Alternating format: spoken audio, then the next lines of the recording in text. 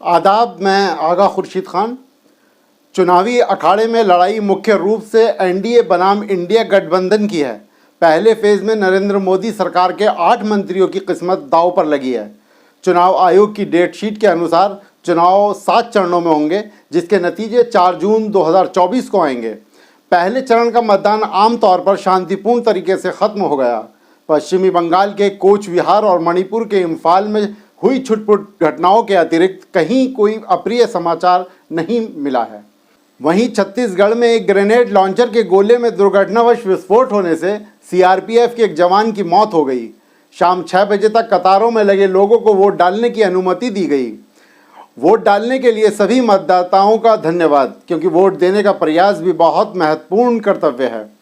पहले चरण के चुनाव के बाद जो फीडबैक मिला है, उससे साफ है कि देश की जनता पूरी गंभीरता व दृढ़ता के साथ प्रजातांत्रिक प्रणाली में विश्वास रखती है। इस चरण में इंडिया अलायंस और भारतीय जनता पार्टी में सीधा मुकाबला देखा गया है, लेकिन कहीं कहीं ये त्रिकोण भी दिखाई दिया। पश्चिमी उत्तर प्रदेश की नगीना सीट पर आज़ाद समाज पार्टी के सुप्रीमो चंद्रशेखर आज़ाद मैदान में उतरे और चुनाव को न केवल दिलचस्प बना दिया, बल्कि भाजपा की जीत की राहें भी आसान कर दी। 102 सीटों पर हुए चुनाव के नतीजे तो अभी तक ईवीएम में बंद हैं, लेकिन उम्मीद की जा रही है कि इस चरण में मुकाबला सख्त होगा। पहले चरण में 21 राज्यों व केंद्र शासित प्रदेशों के मतदान केंद्रों पर 16 करोड़ 63 लाख मतदाताओं में से लगभग 62.3% अपने मत अधिकार का प्रयोग करने पहुंचे। कुल 102 लोकसभा सीटों पर 1625 उम्मीदवार दौड़ में थे।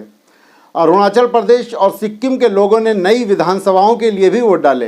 हिंसा और व्यवधान की छिटपुट घटनाओं को छोड़ दें तो मतदान मोटे तौर पर शांतिपूर्ण रहा। जातीय संघर्ष से जूझ रहे मणिपुर की 2 सीटों में से एक में हिंसा की खबरों के बीच भी 72.32% वोट पड़े।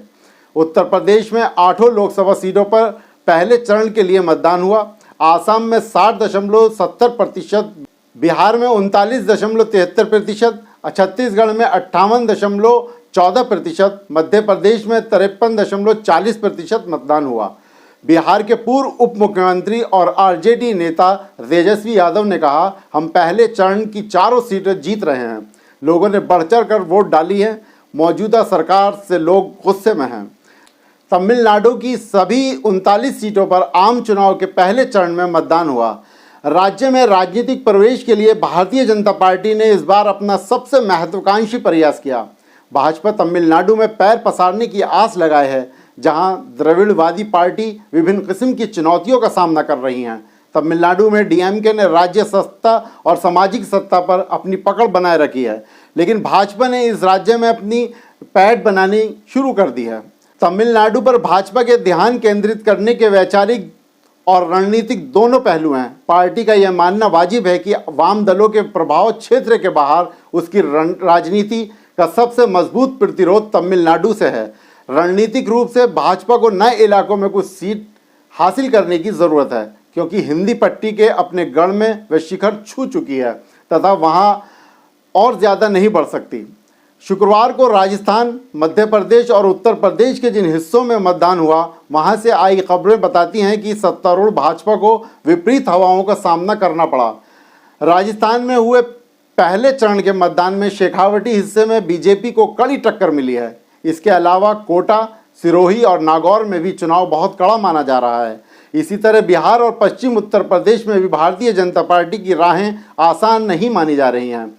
हालांकि यह 2014 और 2019 के लोकसभा चुनाव में इन्हीं स्थानों से बीजेपी बढ़त बनाती रही है। राजनीतिक जानकारों का मानना है कि पहले चरण ने भारतीय जनता पार्टी के अति आत्मविश्वास को आईना दिखाया है। इस चुनाव में बीजेपी के नेता जीत को पूरी तरह से आश्वस्त हैं। 400 पार का नारा शुरुआती दिनों में बीजेपी का बड़ा मास्टर स्ट्रोक माना जा रहा था, लेकिन अब पहले चरण ने बीजेपी के नेताओं को आगाह कर दिया है। इस बार के चुनाव के पहले चरण में युवाओं, महिलाओं समेत अन्य वर्गों ने जिस प्रकार बढ़ चढ़कर हिस्सा लिया, शांतिपूर्वक चुनाव संपन्न हुआ, इससे एक बात माननी जा रही है कि यह लोकतांत्रिक ढांचे को मजबूती प्रदान करेगा। पहले चरण के चुनाव ने कई सवाल सत्ता पक्ष और कई जवाब विपक्ष को भी दे दिया है। अब देखना दिलचस्प होगा कि आगामी चरण में जनता का माहौल किस प्रकार होता है।